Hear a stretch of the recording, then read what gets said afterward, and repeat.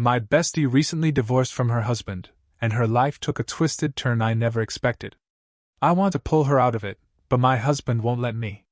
My 40-year-old female best friend, 38-year-old female, is going through a divorce with her husband, 44-year-old male. We'll call them Alice and Ken. My husband, 37-year-old male, and I have been together for 10 years and have always been close with Ken and Alice. Alice and I have been friends since long before we met either of our partners. We met in college, sharing dorm rooms and countless late-night study sessions that turned into deep conversations and laughter. We saw each other through bad breakups, celebrated each other's achievements, and even traveled together before life got complicated with jobs and families. Alice was my maid of honor, and I was hers. Our bond has always been unbreakable. My husband and Ken have become good friends over the years too. They initially bonded over their shared love of sports, and quickly found more common ground. Ken, a tradesman who works out of his metal shop on their property, and my husband, a tech guy who loves to tinker with gadgets, often spend hours in Ken's shop sharing beers and swapping stories about work and life. They hang out just the two of them semi-frequently, enjoying activities that range from fishing trips to helping each other with home improvement projects. Alice has a daughter, a bright 12-year-old, from Alice's previous relationship, who became a part of our extended family. Ken has been her dad since she was 4, and it was clear he adored her as his own. My husband and I have always treated her like a niece, often including her in our outings and holiday celebrations. About a month ago, Ken told Alice he wanted a divorce. When Alice told me, she was devastated, and I could see the pain in her eyes. She confessed that for the last 6 months, their marriage had been on rocky ground. According to her, the problem stemmed from Ken's issues with her job. 3 years ago, Alice accepted a promotion at her company, a big step up that came with significant responsibilities. This promotion required her to travel 3 to 4 months out of the year. And even when she wasn't on assignment, she worked a lot, late nights, early mornings, weekends. It seemed like she was always on the clock. She had always been insanely ambitious and successful, climbing the corporate ladder with an impressive determination that I've admired for years. Ken, on the other hand, is a skilled tradesman. He works full-time out of his metal shop on their property. His work is demanding too, but in a different way. He stays busy with projects, clients, and managing his own business. Despite his hard work, Alice's income had surpassed his, although I wouldn't call her the breadwinner. They both contributed significantly to their household, but the dynamics had shifted. Alice told me that Ken had been increasingly vocal about his dissatisfaction with her job. He felt neglected, like their relationship was taking a backseat to her career. He had asked her multiple times to either take a position that required less travel and responsibility or find a new job altogether. She had always promised to consider it but had been putting it off, hoping he would eventually drop the subject. This ongoing conflict created a rift between them that widened over time. The situation reached a boiling point when Alice extended a business trip without consulting Ken. She had forgotten about a family vacation they had planned for when she got back. Her priorities seemed clear to Ken, and he felt like he was being pushed aside. When she returned home from the extended trip, she found that Ken had packed his belongings and moved most of his shop and tools into storage. He hadn't given her any indication that he was planning to leave, acting like everything was fine until that moment. She called me. When I answered the phone, Alice was crushed. She kept saying, "I didn't think he'd do it," over and over. The sadness she initially felt quickly turned to anger when Ken made it clear that there was no chance of getting back together. He had reached his limit, feeling that Alice had checked out of their relationship ever since she took the new position. He believed they no longer did anything as a family, that Alice didn't make time for them to talk when she traveled and that she prioritized socializing with coworkers over him. Their sex life had dwindled to nothing, and every time he voiced his concerns, she blew him off. Ken's resentment had been building up for a long time, and the extended business trip was the last straw. He felt ignored, unloved, and unappreciated. Alice's ambition and success, traits that once drew them together, were now driving them apart. As Alice recounted all this to me, I could sense her frustration. She felt torn between her career, which she was passionate about, and her marriage, which was falling apart. She didn't want to choose between them. But it seemed like Ken had already made the choice for her. Everything became much worse after a particular incident that is hard to even type without cringing. Ken and Alice had been separated for about 3 weeks. Their daughter was bouncing back and forth between Ken's apartment and their old home, where Alice was staying. It was Ken's weekend with their daughter, and he typically brought her back on Sunday evenings. Well, Alice went on a bender and literally forgot what day it was. She was so drunk she thought it was Saturday, but it was actually Sunday. Ken shows up with their daughter and walks in on a complete show. Alice had 2 younger men there. They were drunk and in the hot tub. They weren't in the act, but it was clear what was going on. The scene was chaotic, empty bottles scattered around, clothes strewn haphazardly, and Alice, visibly intoxicated, was barely coherent when Ken walked in. Alice started freaking out. She began calling Ken names and screaming that it wasn't Sunday yet. Her words were slurred, and her movements were unsteady. The younger men looked uncomfortable and started gathering their things to leave. Ken, trying to keep his composure, quickly escorted their daughter back to his truck so she didn't see the worst of it. He was furious but kept calm for their daughter's sake. Alice's outbursts didn't stop. She kept yelling obscenities and accusations, completely oblivious to the actual day. Ken managed to get their daughter out of there without her witnessing too much, but the damage was done. The next day, Alice had no recollection of what had happened. She woke up with a hangover and a hazy memory of the night before. She had texted Ken horrible things while she was effed up. The messages were vile, filled with deeply personal and hurtful comments. Ken showed them to my husband, who then showed them to me. I won't say word for word what they said. But it was really personal, the kind of things that cut deep and are hard to forget. Alice's drunken texts accused Ken of being a failure, of never loving her. And she even made derogatory remarks about his manhood. It was as if all her pent-up anger and frustration had been unleashed in a barrage of venomous words. Seeing those texts made my heart ache. This wasn't the Alice I knew. She was spiraling, and it was affecting everyone around her. The incident was a tipping point for Ken. He decided to go nuclear, determined to take her to the cleaners. He wanted the house, full custody of their daughter, and child support. He wasn't just angry, he was done. For Alice, the realization of what she had done hit hard. She tried to apologize, but the damage was irreparable. Ken was adamant that there was no going back. Their daughter, caught in the middle of this chaos, started preferring to stay with Ken, feeling more stable and secure with him. I know this isn't Alice. She's going through something. She needs friends right now, and I'm literally all she has. Alice's actions that night were a manifestation of her inner turmoil, a desperate cry for help masked by alcohol and poor decisions. It was a moment of weakness that had severe repercussions, rippling through the lives of everyone involved. Her own daughter would rather stay with Ken. I'm not going to cut my best friend out over this. The issue? My husband wants me to cut her out. He said some really terrible things about her. He's called her a shitty mother. I know she loves her daughter. He's called her a self-absorbed bee. And he says he doesn't want me getting sucked into her drama and behavior. Every time I insist that she'll turn it around and just needs help right now, he shuts it down, saying this is who she really is and he doesn't know why I want to associate with people like her. I know a lot of this is just that Ken has told him, and he's defending his buddy. They've been close for years, and I get it, he's loyal to Ken. But it's different for me. Alice and I have a history that goes way back before either of us met our husbands. I'm not excusing her behavior, but I think it's unreasonable for him to want me to cut my best friend out of my life entirely. Alice has asked me to go out with her a few times recently. She's lonely and going through a really tough time.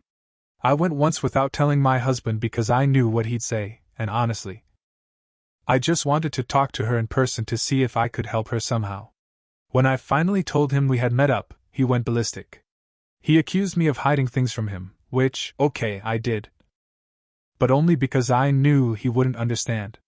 He repeated that if I don't cut her out, we'd have issues too. It's like he's drawing a line in the sand, and I'm stuck in the middle. On one side, there's my husband, who's been my rock for a decade, the person I share my life with. On the other side, there's Alice, my best friend, who's like a sister to me. Cutting her out feels like betraying a part of myself, a part of my past, and everything we've been through. To update, this is not a happy update. Alice and I arranged to meet on Saturday morning. I plan to bring coffee and assist her with some tasks around her house before her business trip on Monday. My goal was to express our collective concern, her family's and mine, about her well-being and to let her know we all want her to be happy, though her recent behavior has been troubling. I hoped we could have a sincere conversation, that I'd reconnect with a friend I knew, that she'd agree to seek therapy, and that she'd start moving in a positive direction. None of that happened. She was combative from the second I showed up at her place, almost like she knew what my intentions were before I even said anything. Her defensive posture and curt tone were immediate red flags. When I told her I was worried about her, she brushed it off, insisting that she was fine and just blowing off steam, having some fun. She claimed that after all her hard work, she deserved to let loose, especially now that Ken had left her. Her defiance was palpable. She talked about how ungrateful Ken had been over the years, despite all her hard work and the financial support she provided. She listed everything she'd paid for and done for him, framing herself as the martyr in their relationship. It made me cringe to hear her speak this way because it was so out of character. She had always been the strong, independent one. But now it felt like she was rewriting their history to fit her narrative. For the record, Ken is a hard-working guy who didn't need her money. He was the breadwinner when they first got together, supporting Alice as she climbed the corporate ladder. While it's true that she makes quite a bit more than him now, in no way was he dependent on her financially. They had always maintained a partnership based on mutual respect and shared responsibilities. Listening to her, it was clear that she was trying to rationalize her recent behavior, painting herself as the victim who had been taken for granted. But I knew better. Ken had supported her through thick and thin, standing by her side as she pursued her career ambitions. Her current perspective was skewed by the pain and anger of their separation. Alice's demeanor didn't change as I tried to reason with her. Every attempt I made to bring the conversation back to her well-being was met with more justifications for her actions. She was adamant that she was just having fun and that she deserved it after everything she had been through. It was as if she was trying to convince herself as much as she was trying to convince me. Her combative attitude left me at a loss. Some of my friends pointed out it was likely that Alice was cheating on Ken. Reluctantly, I asked her about it. She got extremely defensive, her face flushing with a mix of anger and hurt. She gave me the whole "I can't believe you'd even ask me that" attitude, her voice rising in indignation. Her reaction was immediate and intense, as if the very suggestion was an unforgivable betrayal on my part. I reminded her about the hot tub incident and how bad it looked. I painted the picture again: Ken walking in with their daughter while she was in the hot tub with two younger men, visibly intoxicated. The scene had scandal written all over it, but Alice blew it off, swearing she'd never cheated. She insisted that nothing inappropriate had happened, that it was just a night of harmless fun. When I pressed further and asked who the guys were, she admitted they were interns at her company. Her admission came with a nonchalant shrug, like it was no big deal. I could feel my stomach turn as I asked how old they were. Her response: "They were legal." The way she said it made me shudder, a cold and dismissive tone that sounded more like something a dirty old man would say about younger women. It was gross and unsettling. Her flipping attitude didn't sit right with me. I could sense she was trying to downplay the whole situation, to brush it off as inconsequential. But the casualness with which she referred to these interns, combined with the scene Ken had walked in on, painted a troubling picture. I couldn't shake the feeling that there was more to the story than she was letting on. Whether or not she was cheating before the breakup, I don't know. I don't really know anything about this woman anymore. The friend I had known for years, who was once reliable and grounded, now seemed like a stranger. Her actions, her words, and her entire demeanor were so far removed from the Alice I used to know. It was as if she had become someone else entirely, someone I couldn't recognize or understand. This whole ordeal had put me in a difficult position. I wanted to support her, to help her through this rough patch, but her behavior was making it increasingly hard. Here's where things took an unexpected turn. As we chatted, she was packing for her business trip. I asked her where she was going this time. She said Dallas. I didn't think anything of it. She's gone to Dallas for business dozens of times. But what struck me as odd was what she was packing: long pants, sweatshirts, a beanie, jackets, hiking boots. It was all fall attire and not what she'd be wearing in Dallas this time of year. The weather in Dallas was still warm, so her choice of clothing made no sense. I don't think I even saw her pack wear clothes, which was even more puzzling, given the purpose of her trip. But the weirdest thing, a random Seattle Mariners jersey. Alice doesn't follow baseball. She never has. Seeing that jersey among her things made my mind race with questions. Why would she need a baseball jersey for a business trip to Dallas?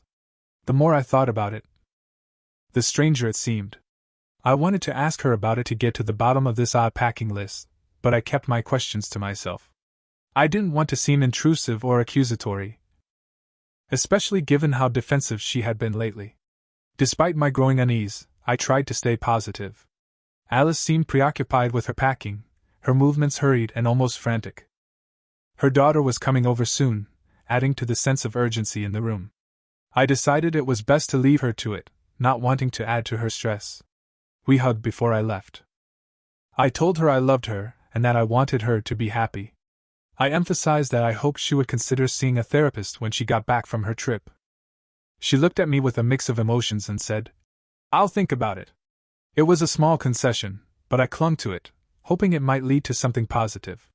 As I walked out the door, I couldn't shake the feeling that something was off.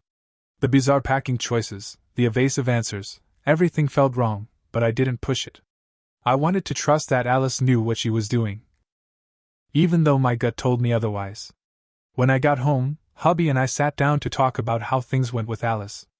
I told him about the clothes she was packing: long pants, sweatshirts, a beanie, jackets, and hiking boots, and a random Seattle Mariners jersey. He thought it was odd too. We both found it strange, but other than it just being odd, we didn't think much of it at the time. But then hubby went full internet detective. He was determined to figure out what was going on.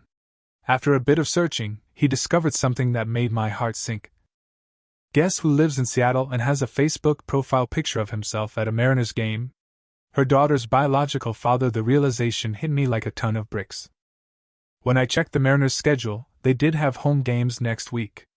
I called Alice immediately, my hands trembling as I dialed her number. When she picked up, I tried to keep my voice steady. "Are you really going to Dallas?" I asked. She responded casually. "Yeah, why?" I took a deep breath and pressed on.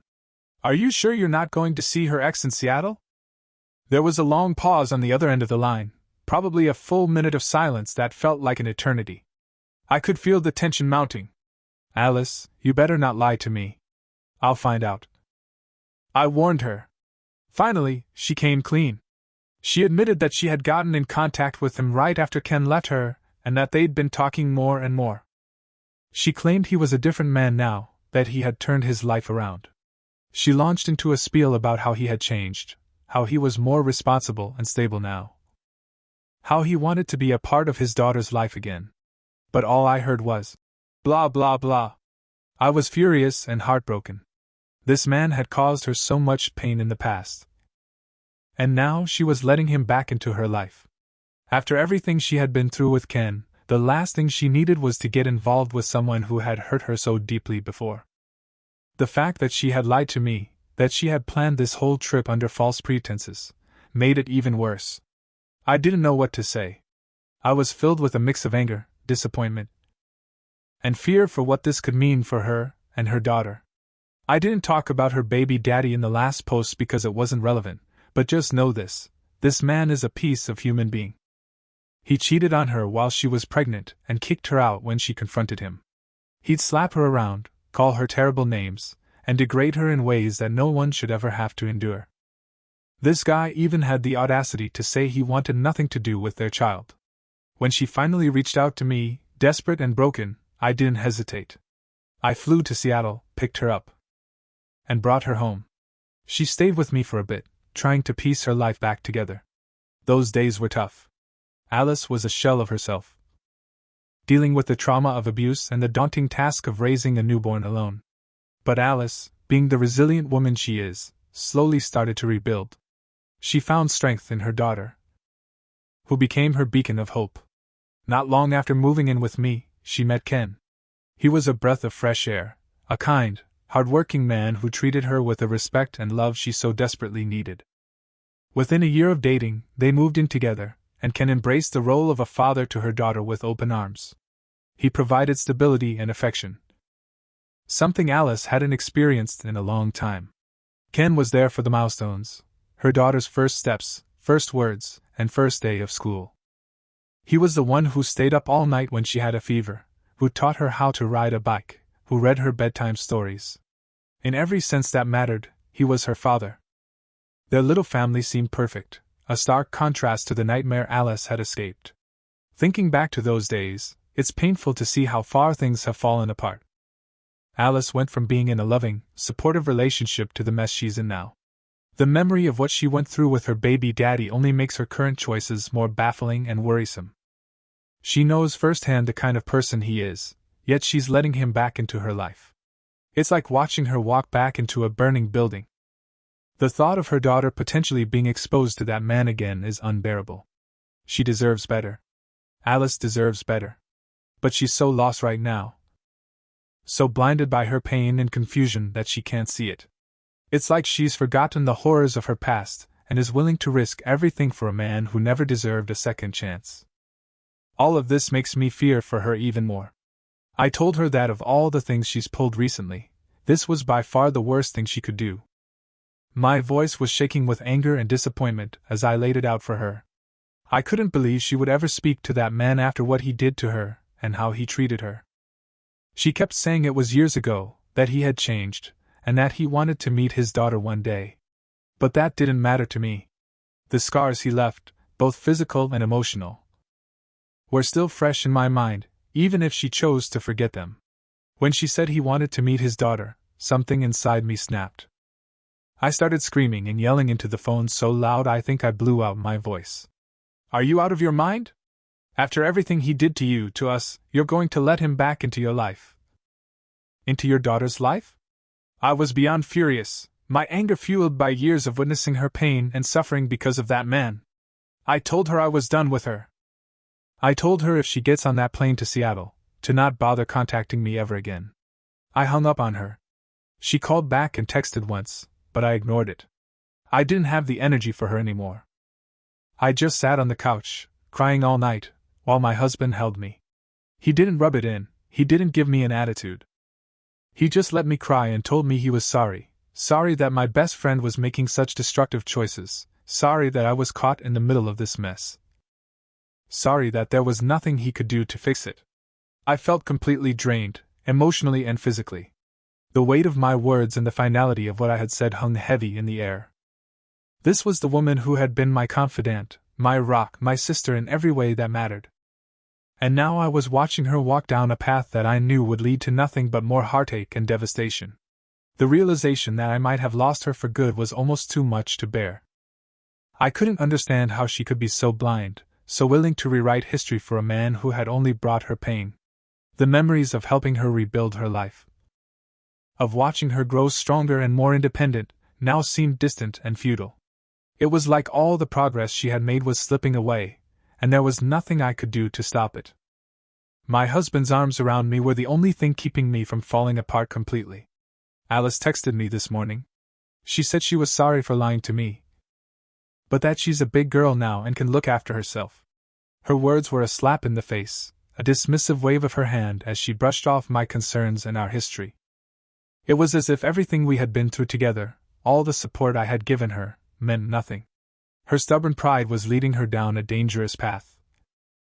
And there was nothing more I could do to stop it. I asked her if she was still going to Seattle. There was a part of me that hoped she might change her mind, that she might see reason and reconsider. But her reply was a simple, unyielding yes. That one word sealed the deal. I felt a mix of anger and sadness as I blocked her number. It was over. With a heavy heart, I told Ken everything. He was upset but not surprised. His eyes held a sadness that mirrored my own. He said he knew how close Alice and I were, and that he was sorry I'd lost my friend. His empathy was comforting, a small solace in the midst of the turmoil. I told him I was sorry he'd lost his wife, that the woman he had loved and supported had drifted so far from him. You guys were right. I feel like an idiot. Maybe it's a little selfish of me, but I feel betrayed. I had invested so much into our friendship, had stood by her side through thick and thin, only to watch her throw it all away. The sense of betrayal cut deep, leaving a wound that I wasn't sure would ever fully heal. Alice's decision to reconnect with the man who had caused her so much pain was a betrayal, not just of our friendship but of herself and her daughter. She was undoing all the progress she had made. And it was heartbreaking to witness. I felt powerless, knowing that I had done everything I could and still failed to save her from herself. The memories of our friendship, once a source of comfort and joy, now felt tainted by the recent events. Every laugh, every shared secret, every moment of support and understanding was overshadowed by her betrayal. It was a harsh reminder that sometimes, no matter how much you care for someone, you can't save them from their own choices. As I sat there processing the end of our friendship, I felt a mix of emotions: anger, sadness, disappointment, and a lingering sense of guilt. Had I done enough? Could I have done more? These questions haunted me, even though I knew the answers wouldn't change the outcome. Alice had made her choice, and now I had to live with mine. I just lost a friend, a part of my life. My friend lost his wife. And worst of all, a kid just lost her mom. No matter how challenging life becomes, there will always be someone willing to extend a helping hand and guide you through your darkest times. Once you find such individuals, it is essential to cherish and maintain those relationships. Additionally, while work plays a vital role in our lives, it is crucial to balance professional responsibilities with family commitments. Your family serves as your sanctuary, a place of solace when external circumstances become turbulent. Failure to strike this balance may result in losing what you hold most dear. Prioritizing both your career and personal life is imperative for long-term fulfillment and stability. Thank you for watching. If you haven't subscribed yet, please do so and hit the notification bell to stay updated with more shocking real-life stories happening around you. My brother secretly had a crush on my wife and even brought my ex to our wedding to ruin it, so I told his pregnant girlfriend he was cheating on her. Please be patient, as this will be a lengthy read. My younger brother Jake, false name, is 25 years old, and I am 27. As siblings, Jake and I have always been close, and I assumed our connection was quite typical. Perhaps I didn't realize what was happening, or perhaps he was really skilled at concealing his actual feelings. My now wife Sarah, 24F, and my ex-girlfriend Ruth, 27F, are also included in this story. Zara, Jake, and I all attended the same school. I never really interacted with Sarah because I was a few years older than them. I was acquainted with Jake and all of his pals, and we occasionally played together, but that was our only connection because our interests were so dissimilar. Jake and I began to drift apart by the time I was in my junior year. I didn't really push for a tight relationship with him because I assumed this was a normal part of growing up. We continued to get out from time to time, but we didn't exchange secrets. Boys don't really do that, so I wasn't too bothered by it either. The only significant aspect of this narrative is that Jake was hanging out with a few of his friends and their girlfriends, including Zara, just before I left for college. I want to clarify that nothing improper occurred before anyone calls me a weirdo or groomer for pursuing a 15-year-old. One of the children I met there inquired about my college location. Zara added that it was her ideal university. When I told them, I just said that she was more than welcome to ask for my assistance when she applied. That was it. She was the only person I interacted with at school. After that, I left for college and completely forgot about that little encounter because it didn't matter. I met Ruth in college. We clicked right away when we were classmates. I finally asked her out in my third year of college, though it took some time. We began dating after she said yes. Everything was wonderful in the beginning of the relationship. I felt like I truly understood her because we were going through comparable struggles and wished to live similar lives with one another. After graduating from college, I was able to secure a lucrative position, but Ruth was not as fortunate. We agreed to live together in order to save money, and I was more than happy to assist her. She was applying for jobs all over the place, but for some reason, she was never hired, even after she reached the interview stage. Even though I made enough money to support the two of us, it was still hard to save much because I was still in the early stages of my work, and I knew this was having a negative psychological impact on her. For more than a year, She continued to apply to various locations without success.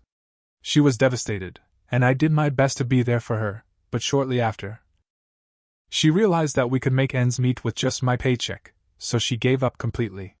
At first, I welcomed the shift because I assumed she was simply worn out from applying and being turned down, and that it was having a negative psychological impact on her. She followed my advice to take some time off and engage in enjoyable activities for 3 or 4 months. This continued. She stopped complaining as much, became happier, experienced less stress, and her mental health significantly improved. I felt pleased for her. In the next few weeks, I hoped to gently encourage her to resume her job search. When I brought up the subject a month later, she reacted negatively, claiming that the thought of going through that terrifying experience once more made her cry. She said she would begin applying when she was ready and asked me not to bring it up again. I accepted, since I believed her and didn't want to put undue pressure on her or come out as unsupportive. I was promoted and given a sizable raise 2 years after I started working. Now that I could at last start saving and doing the things I loved, I was ecstatic. I've had to put a lot of my aspirations on hold for the past 2 years in order to provide for 2 people with my paycheck. Naturally, Ruth's mental health issues and my personal interests took a back seat.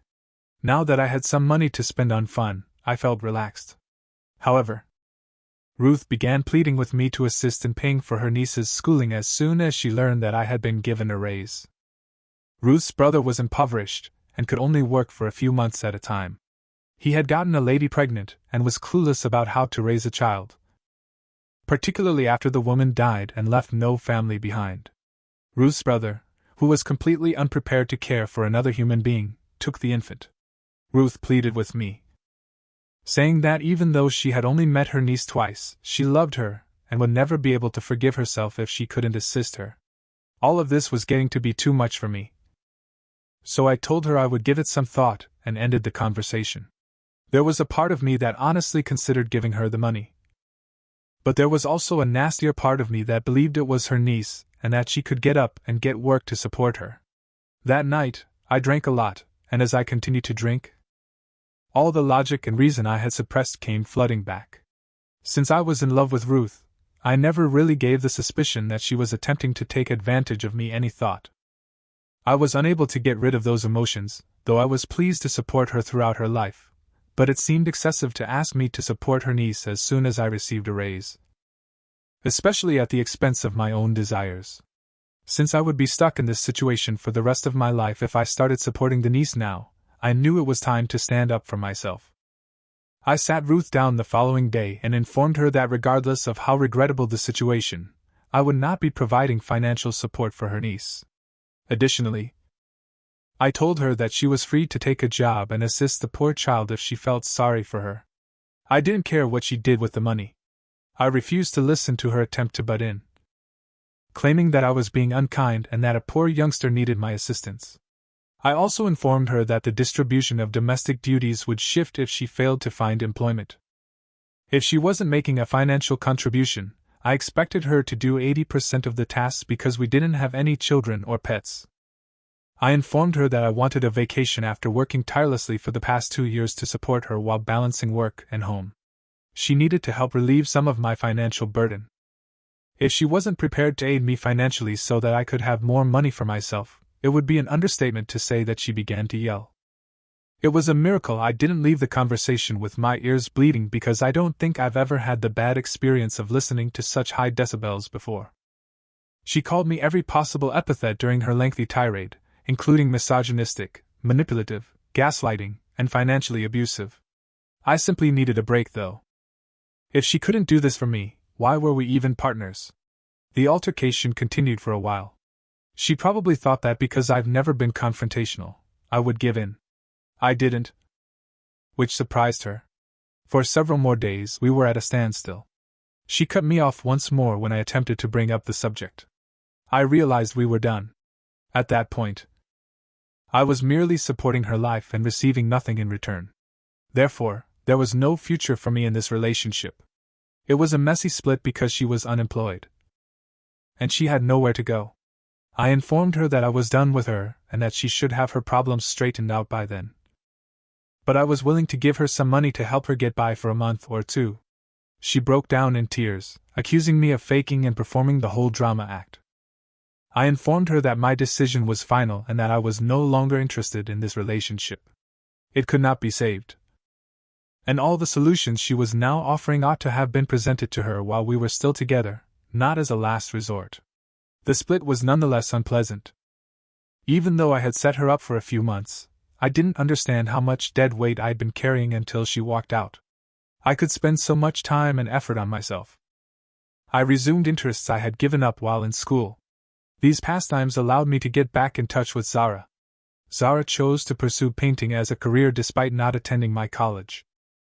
Even though it was somewhat of a covert pastime because it wasn't deemed masculine enough, I had always loved doodling as a child. I went since I was curious about the art show in my city. I discovered Zara there. We started chatting after she displayed a piece in the exhibition. I had broken up with Ruth a few months prior to this. When I asked Zara how things were doing, we struck up a conversation that we both found enjoyable. We agreed to get together once more, and she said she would notify me of any upcoming art events in the area. She did. After we reconnected, we gradually began to fall in love. I was already deeply in love with her when I finally asked her out a year later. When I tried to ask Jake about her, he told me that they hadn't spoken since she broke up with the guy from his school friend group. I won't go into all the specifics of my relationship with Zara because they aren't pertinent to this tale. But know that we have always been friendly and equal partners. And I knew she was the person I wanted to marry from a young age. Ruth made a few attempts to contact me during this time, but I always turned her down. Zara knew this every time it occurred. And she was confident enough to trust me. A year into our relationship, Zara and I were already considering marriage when I took her to supper with my family. That has never been a problem because my parents don't meddle in their children's private matters. Zara and my family got along well, and the supper was enjoyable. We were all discussing how amusing it was that life operates in weird ways and how my run-in with Zara again was entirely coincidental. At that point, Jake joked that he was shocked that his high school infatuation would end up becoming his sister-in-law. All those in attendance interpreted it as a light-hearted joke at the moment. Zara even claimed that the only person in their group who was even remotely engaging to converse with was Jake. I didn't give Jake's remark any thought, and the dinner was enjoyable. He also appeared to be really pleased with me. Even though he had been in several relationships, I had no idea that he had been harboring affections for Zara all these years. The problems began when the wedding was being planned. At the time, I didn't see it coming, since I never imagined my own brother would do something like this. At first, it was minor infractions that might be explained by his general forgetfulness, such as failing to check in with the caterer or misjudging the time of the dress appointment. I now see that he purposefully caused a wedge between Zara and me in order to somehow call off the wedding. It didn't work. Even though we were both under a lot of stress, we were too resilient to be shaken by a few missed appointments. If anything, Zara's snippiness and short fuse with Jake simply made him feel worse. The wedding day was the last straw. Ruth and I hadn't communicated all this time. To be honest, I had no idea where she was, what she was doing, or how she was doing, and I had no interest in her. I had no idea that Jake had been communicating with her for months before the wedding. If nothing else worked, he intended to get Ruth to convince or pressure me into leaving Zara. He was hoping for some sort of intervention-like drama. Despite not being on the guest list, she arrived as Jake's companion. I was taken aback by this since we expected Jake's girlfriend to be present, and everyone in the family had met her. I had a horrible feeling, but I didn't have time to ask him why Ruth was there. Fortunately, Ruth had not yet caught Zara's attention. Ruth got up and began yelling in front of everyone just before Zara was set to go down the aisle. She said that she was the love of my life, that she was willing to take me back, and that I didn't have to marry Zara. There was such a ruckus that Ruth began to weep and beat her feet like a spoiled kid. In all honesty, it was pitiful. Taking Jake by the collar, I rushed over to him and yelled at him to get out. He claimed that Zara and he were destined to be together and that Ruth and I were meant to be together, and that he had come to put things right. I was horrified by the ridiculous rubbish he continued to spew. I requested that my pals take him and Ruth out of there. Zara came out at this moment. And I'm not even sure if she understood what was going on, but she strolled calmly over to Ruth, blew her a kiss, slapped her in front of everyone, and requested her bridesmaids to start the music. Never in my life have I witnessed anything so legendary. Ruth found it really humiliating, and rather than causing a controversy around me, she simply made a show of herself in front of everyone. Given the situation, the remainder of the wedding proceeded as smoothly as possible. I didn't hope for such a dramatic day, but there wasn't much I could do to change the course of events at that point. Immediately following the wedding, I blocked Jake. He had shown me plenty, and I had little interest in hearing his version of events. The fact that Zara and Jake had never even truly bonded made it all the more reprehensible and nasty. To be honest, he was dangerous to be around and possessed delusions. Above everything, I felt terrible for Violet, his lover. I called Violet a few days after the wedding to find out why she didn't go, and why Jake didn't invite her as a guest. Before I chose to interfere in their relationship, I needed to know what type of story he had been telling her. She told me bluntly that I didn't have to act like I liked her, and that she would much rather I just be honest with her. I quickly realized that Jake had prevented Zara from attending the wedding by using either Zara or me as an excuse. She urged me to stop acting when I questioned her about it, stating that Jake had already informed her that she wasn't invited, which is why he didn't receive a guest at the wedding. She claimed that she didn't mind him leaving or that we didn't like her, but she was really offended by the fact that the whole family acted as though they liked her when we actually didn't. I firmly informed her that Jake had deceived her and that none of that was real. I pleaded with her to keep our talk private from Jake and our parents for the next 2 weeks, and that Zara and I would meet her when we got back from our honeymoon. I had to provide her a picture of the invitation that was sent to Jake, which obviously contained a +1 because she claimed she wouldn't betray Jake on our behalf. I also validated her attendance with Jake by sending her screenshots of our chats.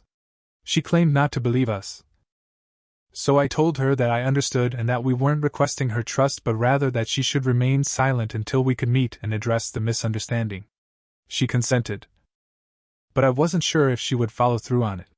I was eager to expose Violet and Jake's true nature, but I could only hope that everything would go smoothly during my honeymoon.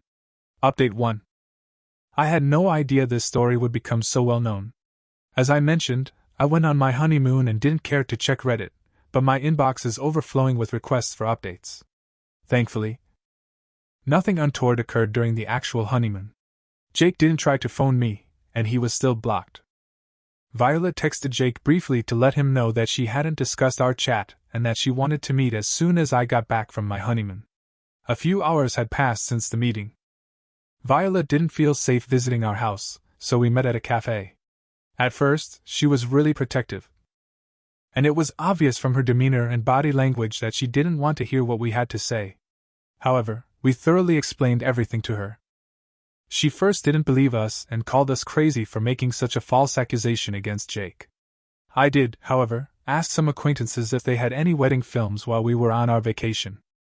Although there wasn't a single video that showed the full experience, other people were filming, so we were able to piece the incident together. In general, after showing Violet those movies, I gave her the rundown on Ruth's entire predicament. At that point, she began to trust us. When she inquired about any past interactions between her and Jake, Zara adamantly denied it. It was difficult for Violet to accept that Jake would be so naive about everything, particularly if nothing was happening. Zara claimed to be equally perplexed. She didn't know how or when Jake fell in love with her, and she thought that she had fallen for him. They had only interacted for 10 or 12 times at most. We informed Violet that we believed it was our responsibility to notify her of the situation and that she might use the information however she saw fit. Additionally, we informed her that we had blocked Jake and would no longer be communicating with him, and we didn't anticipate this changing in the near future. She acknowledged that she could see our point of view, but she also stated that she wanted to speak with Jake right away. We made an effort to talk her out of it, but she felt that she owed it to herself to know if staying with Jake was wise, especially since she was pregnant. Zara and I both congratulated her on her pregnancy, and assured her that we would always be there for her. Violet stated that although she was certain she wanted to move forward with the confrontation, she would have to reveal that we had contacted her and told her everything. Zara and I understood that supporting Violet was the correct thing to do, even though it wasn't ideal because we both wanted to avoid getting involved in Jake's turmoil. We assured her that she had our undivided attention and that we would stop at nothing to support her. I am aware that this is not the end, but that was the only thing that transpired during the meeting. For Jake, everything is about to explode, and he has no idea what's going to happen. Update 2. Although I am aware that this update will be released shortly, this situation has gotten out of hand. I hate accidentally starting this storm, and Jake is going to take a serious hit. Violet wasted no time in getting right to the point. After speaking with us, she asked Jake if he was at work when she called him. She stormed over to his office at that precise moment and confronted him. After he said yes, it became ugly. She asked if he had done the things we had told her about and walked right into his office, which she was given permission to enter because she had told them she was dropping off some files for him. Violet wouldn't have it when Jake tried to explain that it wasn't the right place to talk and that they would talk about it when he got home.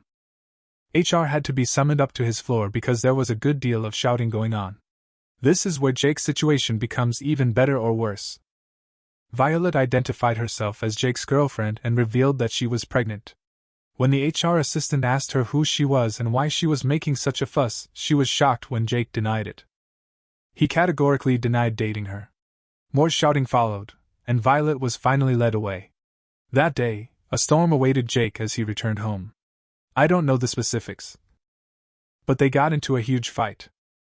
I do know that it was discovered that Jake had been having an affair with Violet for a considerable amount of time, and that the lady he was having an affair with was the HR assistant who had stepped in to break the news. Jake is therefore doomed. Violet is a non-nonsense woman who doesn't put up with disrespect. Therefore, I'm positive that she will leave him. It is nearly impossible for her to forgive Jake and condone cheating. Jake's workplace has an extremely stringent no-dating policy about his affair partner. Employees are forced to sign contracts and other documents. His affair partner, let's call her Jane, found out that Jake had been pretending to be a single man and that she was the other lady. She was horrified. Word spread quickly, and Jake is currently facing criticism at work for his actions. Jake is in a lot of trouble because Jane has ties to the company's executives, which makes things worse for him. He will undoubtedly lose Violet, and he may lose his job. Jake has nowhere to go because Violet has also evicted him from the house, which turns out to have been Violet's grandmother's. In the middle of the night, Jake came to see us and gave me an explanation of everything. For some reason, I let him in. Never in my life have I witnessed him so enraged. He would not stop yelling that Zara would one day leave me for him, that I had destroyed his life, and that I never deserved someone like her. I was genuinely concerned for his mental health because of how insane he sounded. He requires assistance, possibly from a psychiatrist or a therapist. Jake also became aggressive with me. I'm aware that I'll be called a fool for not calling the police on him, but ultimately he's my brother, and I didn't want to add to his troubles. More than anything, I felt sorry for him. It's incomprehensible how one foolish choice can ruin someone's life. He had it all, a fantastic profession, a devoted and caring fiancé, and now a baby on the way. But he blew it all away with a series of foolish choices while living in a bubble of bizarre illusions. Right now, I simply feel bad for him. Update 3. Jake was laid off. Even while this is not shocking, I still feel horrible. Violet no longer wants to interact with him after their breakup. Violet has the full support of Zara, me, and my parents. Jake now believes that because of a harmless prank, I have alienated the entire family. Yes, he is now claiming that his pledge of unwavering love was a hoax. He has been totally shunned by the family, and no one is believing this news story of his. This drama has been annoying me, and I'm not sure where he's residing at the moment. As a recent bride, I can't keep rushing around cleaning up Jake's mess. I'm happy that I brought Violet into this in the first place, but I never imagined things would get so out of control. I don't see how Jake can get over this. It's a complete mess. I don't blame my parents for being upset with him because he threw everything away and was essentially a jerk. I don't know how he came to be this way. We weren't brought up this way. This will be my final update though. Zara and I have come to the conclusion that we must move on from this. Violet and our niece or nephew will always have a home with us, and we will support them in any manner they require. We're done, though. Other than that, I appreciate all of the advice. Reddit. I never imagined that I would have my own dysfunctional story to tell, but that is what it is. Thank you for watching. If you haven't subscribed yet, please do so and hit the notification bell to stay updated with more shocking real-life stories happening around you.